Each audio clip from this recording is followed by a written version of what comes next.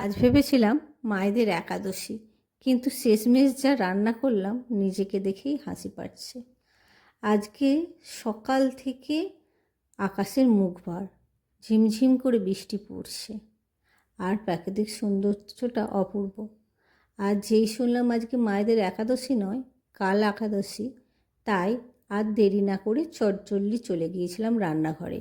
গিয়ে লাল লাল করে গোটা গোটা ডিমগুলোকে ভেজে মশলা কষিয়ে ডিমের ঝোলটা ফটাফট বানিয়ে নিয়েছিলাম।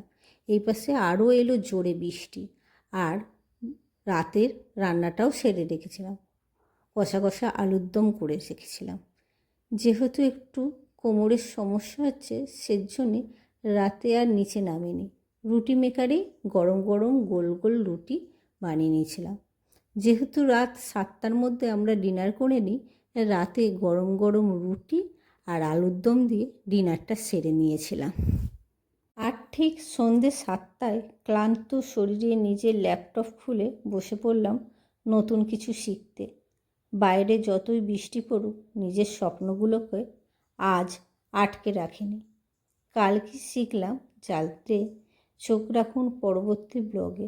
পাশে থাকবেন তো?